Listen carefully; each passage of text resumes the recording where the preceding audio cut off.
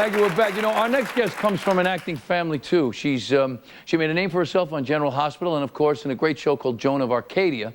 Most recently, she was part of the very popular movie Sisterhood of the Traveling Pants. Put him on. Go.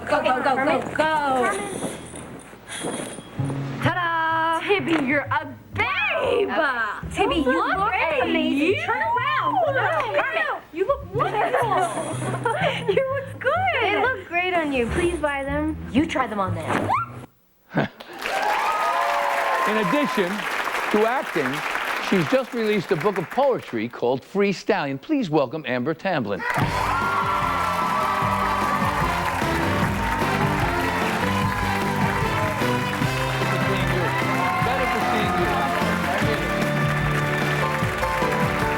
Welcome to the show, Amber. Welcome to the show. Oh, what lovely shoes you have on. Thank you. They're very high. Yeah, what are those? Are those? These are Christian Louis Vuitton, which are like I love the last part of that. They're great. They're. Can you see those? No, you can't see. They're really comfortable. They are. I swear. Yeah, they're beautiful. They're incredibly comfortable. Well, you know, I notice shoes. Do you like heels, Tony? Do you wear them yourself? Not too often, okay, no. Good. I mean, Just but I have been known. Now, wait, it's nice to meet you, but we almost met once before. Yes, we did. I auditioned for the Tony Danza show.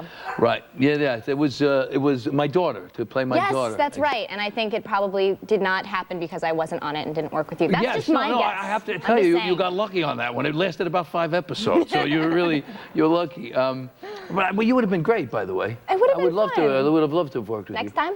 Next time I do a family sitcom. Great. We'll be, I don't know what that's next. Whenever that will be. After you fix the finger, right? Good. Do you see it? Yes, I heard all about it. Look how crooked it is. I know, it's so sad. It's You like break I it can for point sweets, at you like this. See, I can just... So stupid. I'm so disappointed. I mean it. It's Hey, listen. I did mention that you're from an acting family as well, because your father is Russ Tamblyn. That's right. And so for those of you who don't recognize the name, he played one of the most important parts in my life. That's right. Because I saw that movie 100 times. I loved it. West Side Story. He was Riff in West Side Story. That's right. And actually, my dad yesterday left me a message, which I brought backstage for them to record, because I want you to hear the message. A message from your father? They have it from the Almighty. Can we hear it? Hey, listen, I see on your schedule here that you're going to do the Tony Dancer show. Dancer. He said dancer. Danza. Oh, Danza. Danza is a dancer. In fact, he's quite a tap dancer. I don't know if you know that.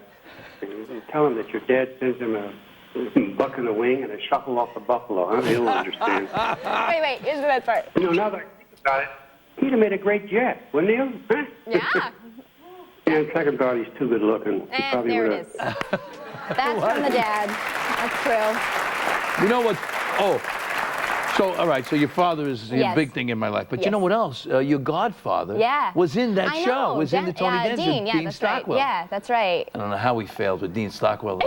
I know, Dean's a wonderful guy. So, all right, so your father and you were obviously close. Yes, very, very close. He's been a very instrumental person in my career and always been there for me. He's my co-manager with my other manager, Joan Hyler. And it's really interesting to me, just the evolution of what I've gone through in my career and how, for some reason, my dad was always more supportive of my career roles than he was of like things I did in real life. Like, for instance, when I was on General Hospital, my character played, she clapped. My character was like a heroin addict, and she did like all kinds. She was kind of wild. I like how you almost whispered that. You didn't even want to say it out loud. Shh, don't tell America. And all of these things, and my dad would like read these scripts right up until I just did a film for Sundance with Tilda Swinton and Timothy Hutton, where my character's investigated for murdering a child, and my dad reads the script and he's like, "Great, you get to kill the baby. This is so exciting." And you're like, what? And then here my dad, like years ago, wouldn't even let me get my belly button pierced. But it's okay that I do all these other things. Tell people how you ended up getting your belly button pierced. Oh my gosh. What did you do you did it? All right, it was silly, and I made up a little fib, perhaps, maybe two. I convinced somebody on Venice Beach to pose as my father. not the great Russ Tamblyn, and just said basically I want to get my belly button pierced, and that's how it all went down. And he came and he went there and said it's okay. He did, and I got it pierced, and then my dad, actually I came home and my dad said, okay, well you get two options. You take out the belly button ring or I take the phone out of your room. And I said, take the phone out of my room. And he took it out of my room, and I came out 10 minutes later stomping like a 5-year-old child, like, give me my phone back, with my belly button ring in my hand. I took it out.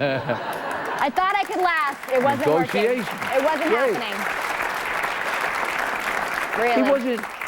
I just wonder about, was he reluctant at all at first for you to act? Yeah. He knows the business. You know. Well, he was definitely reluctant because, you know, I think just growing up for him, it was kind of this completely different world where child actors were not taken as seriously, you know.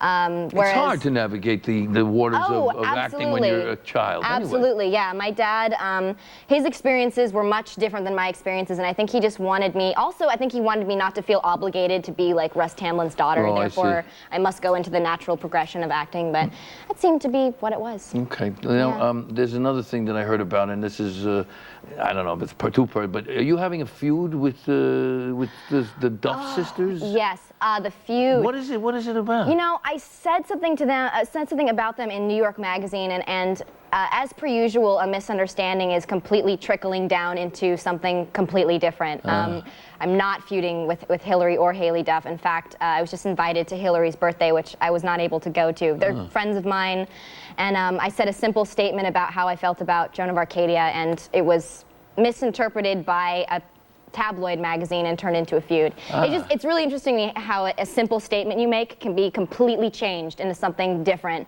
and added onto and turned into something and that's different. part of the pitfalls of this business that we're in, because once you become a... Yeah, I mean, you just kind of get used to it, and you know, I think a lot of people, their thing is to kind of like shy away from it and to just like not talk about it or to ignore it, and I just laugh at it. I pick my nose at it. It just to me is like... It's funny. Boy, I mean, it's, now that's you know, disdain. It's like, I pick my nose at it. I don't know what to tell you. To me, it's like funny. You know, you want to make up things, but whatever. Let me. First of all, so the Sisterhood of the Traveling Pants. Yes. You know, my daughter loved it. It's a great little movie. You know, it's about friendship and loyalty and the things that you go through together, and it's wonderful. And then I just want to bring up the poem, the book of poetry. It's Freestallion by you. How long have you been writing poetry? For a really long time. Actually, this book, the first poem in this book is called Kill Me So Much. Hilarious. I wrote it when I was 12 years old. It's a political poem, don't ask. It's just really funny and great. And I wrote it when I was 12. It was published in the San Francisco Chronicle. It was the first thing I ever had published. And I just think it's really great because it shows that there is no such thing as juvenilia. No matter what you do at any age, it's incredible. You know, no matter what it is. So I'm really proud of it. It's sort of like a timeline of pieces that I've done. It must be nice to have a book of poetry out. I mean, you know. It is, and it's something that I always wanted to do. You know, I feel like there's always been these like little different personalities of me that have shot off in different directions, and acting seemed to be the one that really took off. But this is also another part of who I am. So I hope people get to know I wish you a lot of luck with this. Thank you. What was it like working with Joe Mantegna? Oh, it was wonderful. Isn't he the greatest guy? Papa Joe, yeah. He used to come into work every day. Hey, listen, Amber's going to be signing copies of this book, Freestyling, tonight at Barnes & Noble in Huntington, Long Island. And her movie, Sisterhood of the Traveling Pants, is in stores today. And here, she was nice enough to bring one of each for everyone in the audience. All right, Amber, thank you for being here. So nice talking to you, really. We'll be right back.